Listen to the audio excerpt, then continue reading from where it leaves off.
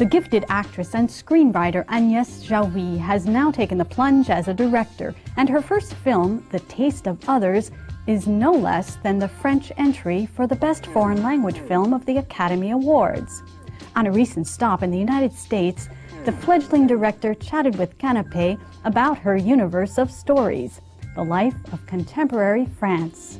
Le goût des autres, c'est un film sur, pour résumer vraiment, hein, sur les préjugés, sur des personnages qui appartiennent à différents milieux, qui se croisent et en fait, qui habitent dans la même ville, mais qui ne se rencontrent, et même qui fréquentent éventuellement les mêmes lieux, mais qui ne se rencontrent pas vraiment. C'est sur la force des préjugés qui existent encore entre les différents milieux et du sectarisme.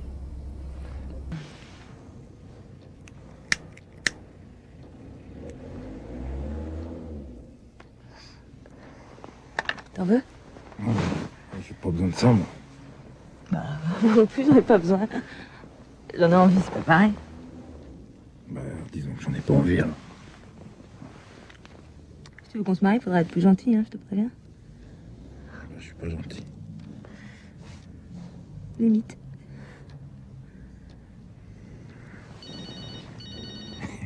T'en connais du monde, toi, hein. Avec Jean-Pierre Bacri, on écrit toujours de la même façon, enfin.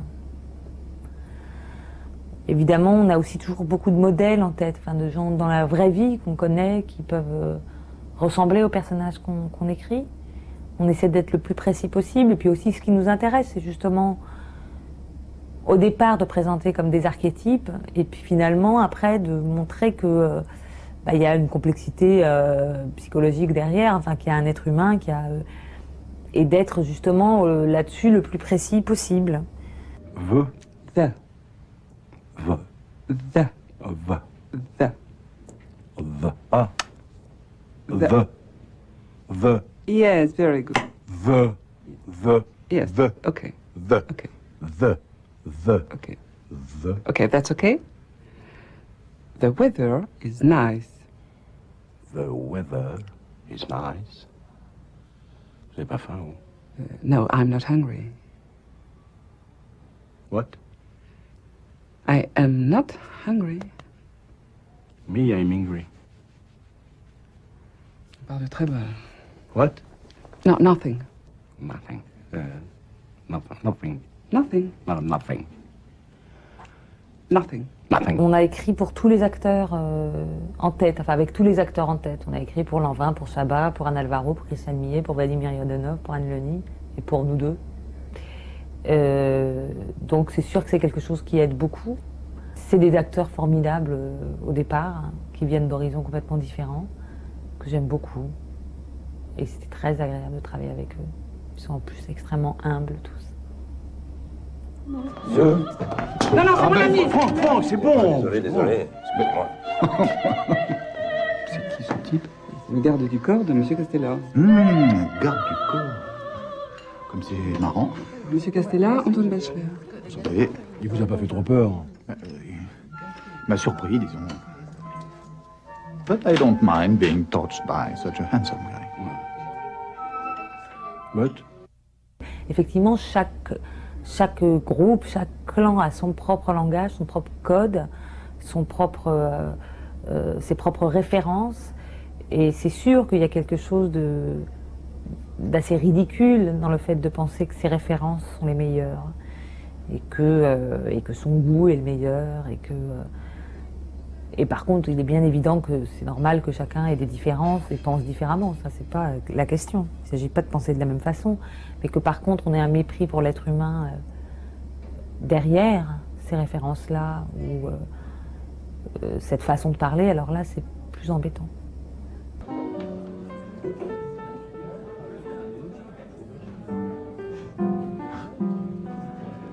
Tu me reconnais pas?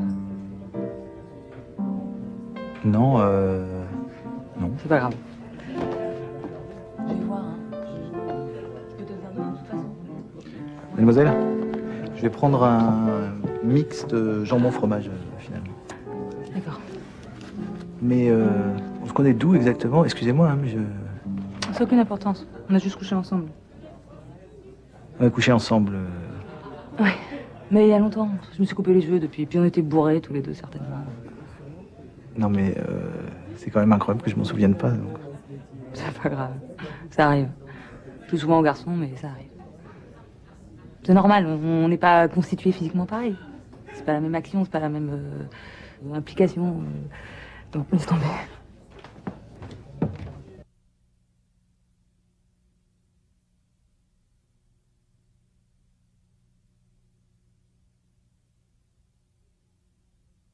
Who says cowboys won't be impressed by the Impressionists?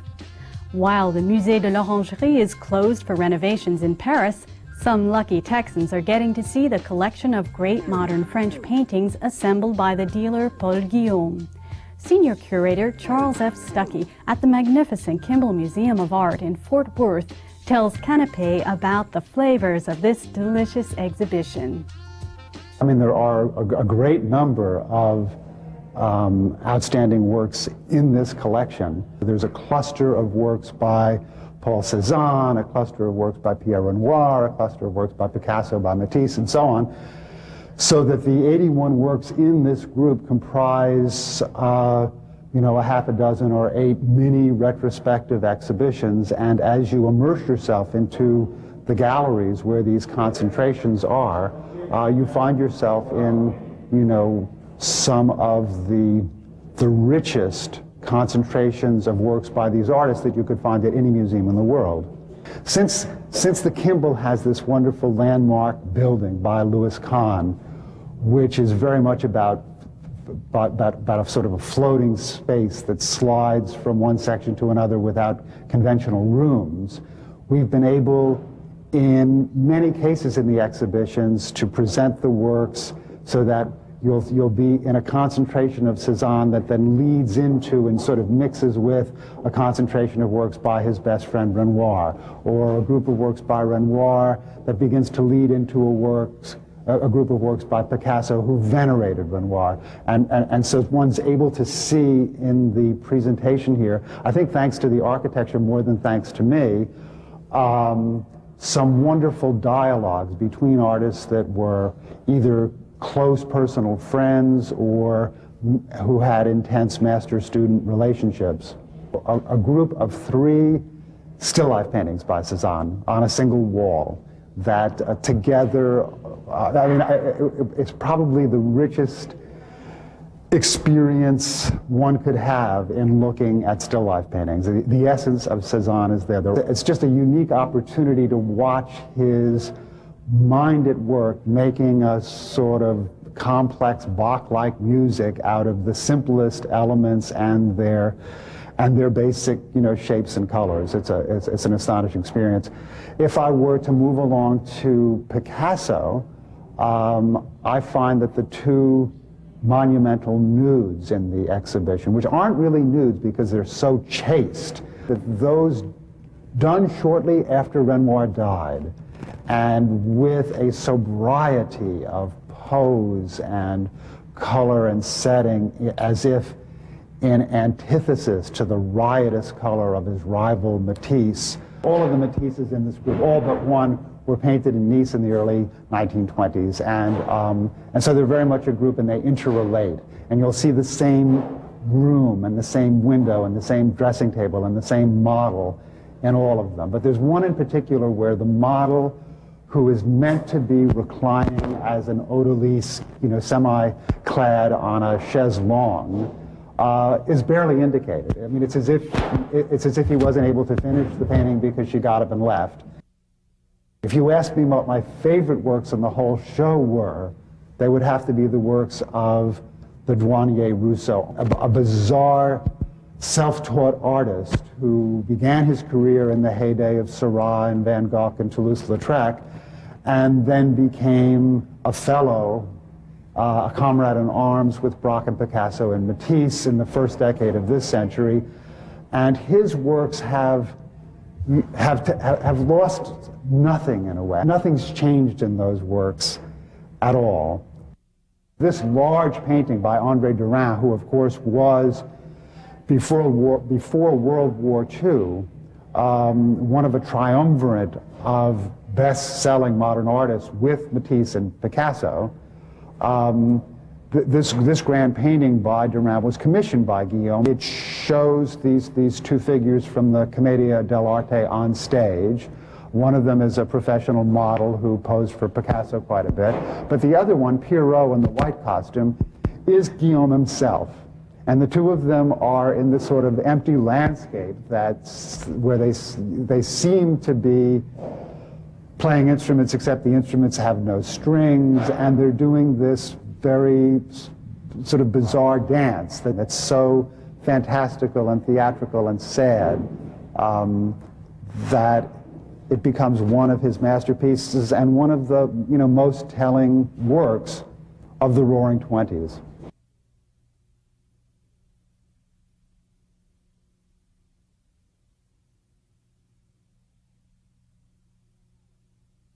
The Holocaust still haunts us. The new film, Voyage, explores a trio of stories set in Poland, France, and Israel. Each episode reveals how the events of 50 years ago continue to resonate today in the lives of the Jewish survivors. Director Emmanuel Finkiel tells Canape why no single story can capture what remains elusively, subtly irreducible. Ces trois parcours, trois portraits de femmes qui s'interpénètrent et qui ont tous en point commun de décrire des personnages qui sont aujourd'hui encore hantés pour des raisons qui leur sont personnelles, familiales, par la Shoah et la perte que ça a causée dans leur famille.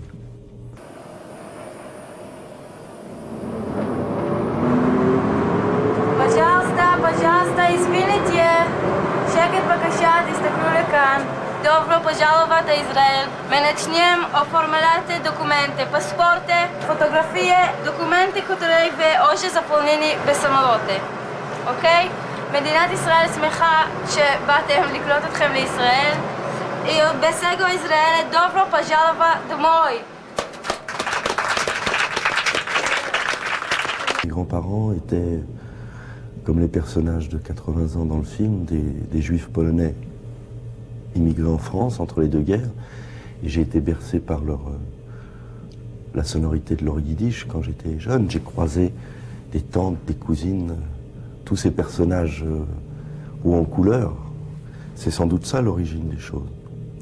Et puis mon père, sans doute, qui s'est retrouvé orphelin pendant la guerre et qui nous a transmis, peut-être même malgré lui, tout un tas de sensations.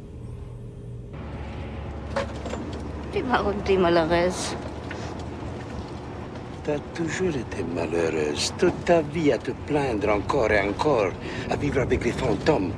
Et moi, tu crois que je suis bon qu'à t'écouter? T'as déjà pensé à moi, dans ta vie, ce que j'ai encaissé. Tu ne penses qu'à toi. Ah ben voilà. Je ne te supporte plus. Je ne veux plus vivre avec toi. Quand on sera revenu à Paris, je resterai chez ma cousine. Rien ne m'oblige à retourner à Tel Aviv avec toi. Rien, tu entends? Écoute, c'est peut-être pas le bon moment de... La Shoah a été cette espèce d'explosion qui a fait exploser toutes les familles. Et puis il y a des poussières qui sont encore en vie, mais qui manquent de connexion. Et on a tous besoin, qu'on soit juif ou pas, de savoir d'où on vient et d'en avoir des preuves tangibles.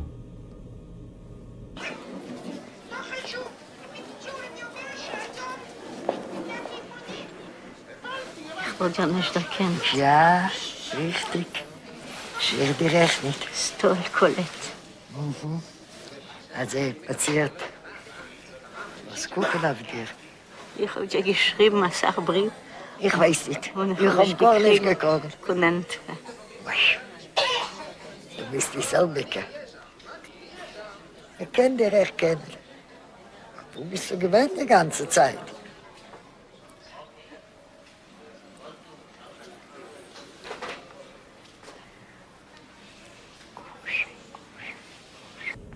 Jamais quand j'ai écrit, je me suis dit que j'allais faire un film sur la mémoire, ou jamais je me suis demandé, tiens, comment je vais aborder ce sujet-là. Le sujet, il était intrinsèque à l'itinéraire des personnages.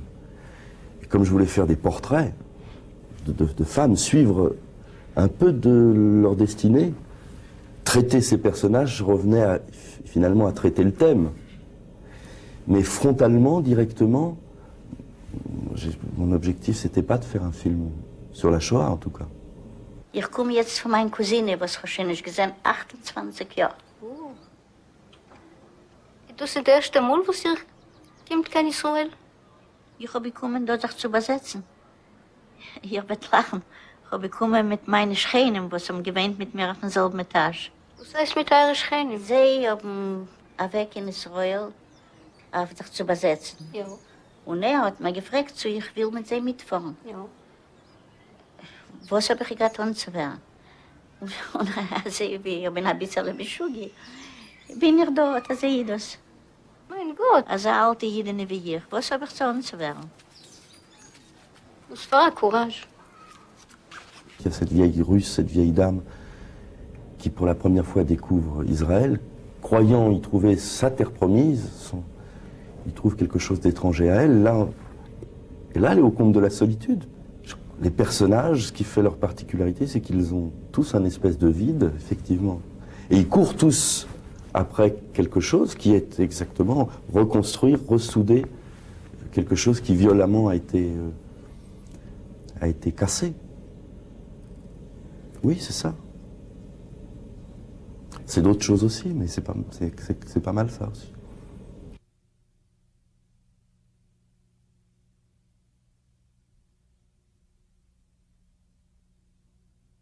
He was born on St. Kitts, educated at Oxford, and is now teaching in the United States. But Canape recently found award-winning novelist Carol Phillips in a bookstore on the French Caribbean island of Guadeloupe. He talks about his passion for Caribbean literature as a whole and for some masters of the French islands whose work is now available in English. I studied literature at university, but I went to a university where it had a very narrow curriculum. So the idea of doing literature by people who were alive was a difficult thing. The idea of doing literature by Caribbean people was impossible. So it was only when I started to try to become a writer that I began to read Caribbean literature. It was actually quite important to figure out what the tradition was in the Caribbean, how deep the tradition was, what the various themes were, and try, in a sense, to educate myself, an education you weren't going to get in any university or any school, to be honest. The most influential of the early texts that I was reading from the Caribbean were probably Césaire, the Cahiers, the notebook, and I suppose to some extent Zobel, Joseph Zobel. And these texts seem to me to speak of exactly the same issues that were prevalent in the English-speaking Caribbean world, but seem to do so with perhaps a bit more panache and a bit more flair than I was seeing in some of the English work. So those were the texts that I really felt a connection to.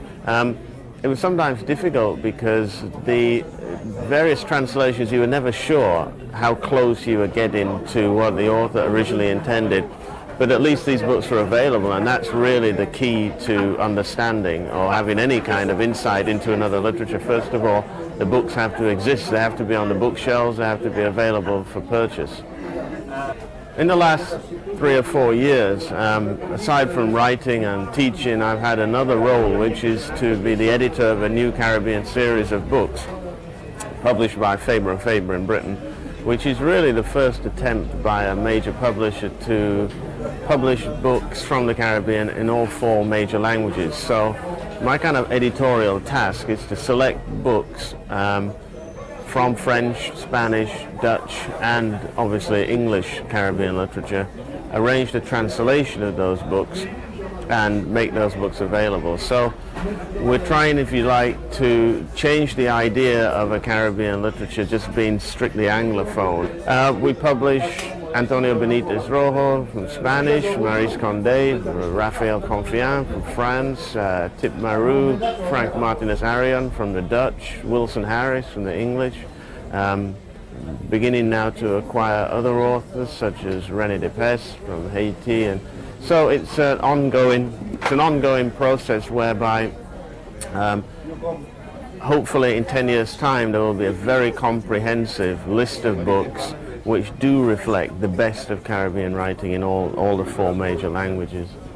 I think the problem with being a writer who writes in English is often we're trapped within the sort of citadel of the English language, and there's a tendency for some English language writers and some English language readers obviously to adopt that sort of arrogance which comes with the idea of English as a world language. So to break out of that is always difficult, but I think for writers reading books that are translated from another language does one of 2 things. One, it's pleasantly surprising to realize how good other people are outside of the English language, and it's also quite reassuring to realize that they're doing the same things that you are, or attempting to do the same things that you are. So there are many, many books, too many to mention, from other languages in Caribbean contexts which have been influential, but off the top of my head, Gabriel Garcia Marquez, the Caribbean writer, Leo Carpentier. Contemporary writers, I'm a big fan of Patrick Chamoiseau, and I'm a fan and friend of Raphael Confiant.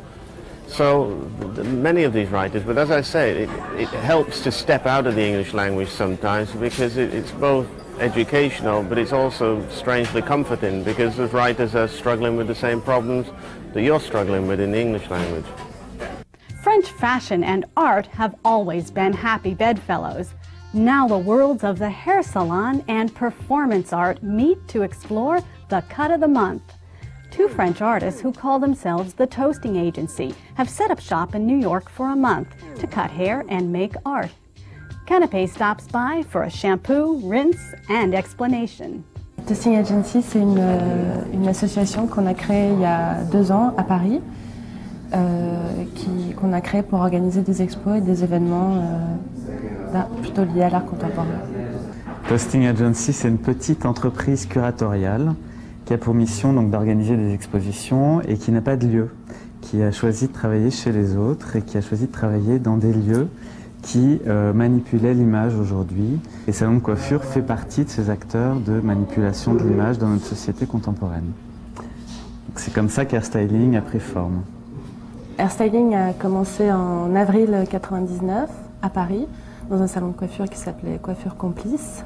Et en fait, on a invité 11 jeunes artistes contemporains internationaux à proposer une coupe de cheveux, un modèle de coupe de cheveux qui sera ensuite réalisé par le coiffeur et son équipe sur les clients qui seraient intéressés.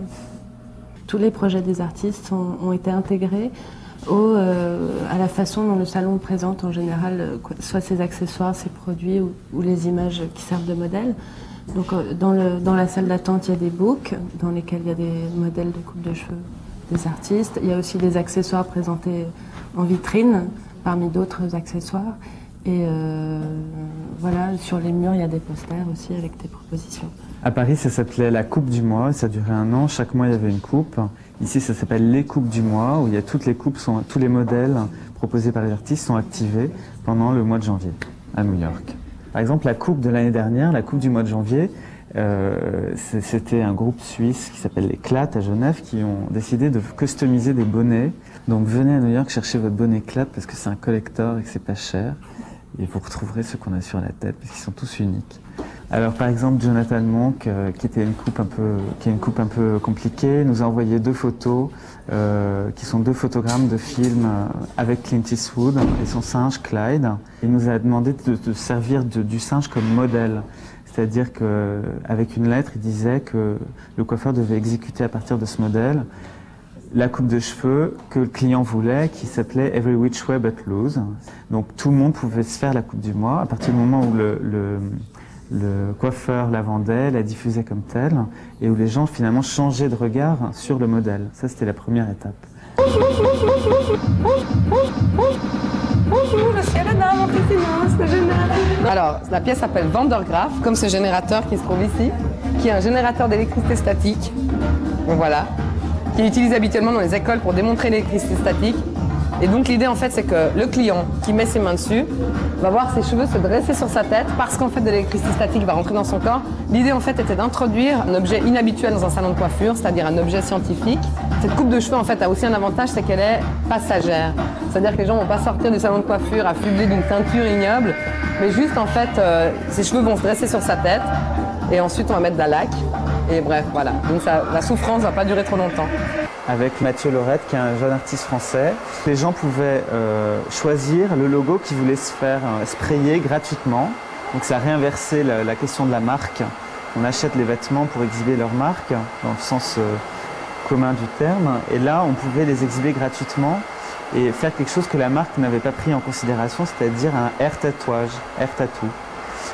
Otto Berchem propose une coupe qui s'appelle « Accepter l'inévitable », la coupe de Zizou, et qui est en fait une coupe qui traite de ce célèbre footballeur français. En fait, il propose aux gens un challenge, surtout aux hommes, mais bon, aux femmes aussi d'ailleurs, d'oser se faire une tonsure sur la tête. Ce qui est intéressant dans le salon de coiffure, c'est que le salon de coiffure manipule des modèles. Donc c'est très amusant de faire rentrer par ces mêmes mécanismes d'autres types de modèles et de voir qu'ils peuvent très bien exister et être finalement beaucoup plus vivants et générateurs de liens sociaux et d'esprit critique que les modèles de L'Oréal ou de Schwarzkopf proprement dit. On avait été sollicité plusieurs fois pour réaliser cette expo ici à New York. Mais on a préféré attendre la sortie du catalogue, en fait, qui était une occasion de créer un événement. Ce poster se trouve dans toutes les bonnes librairies, mais aussi sur le net via notre distributeur à l'adresse suivante qui est www.naive.de. Et le catalogue s'appelle donc Hairstyling.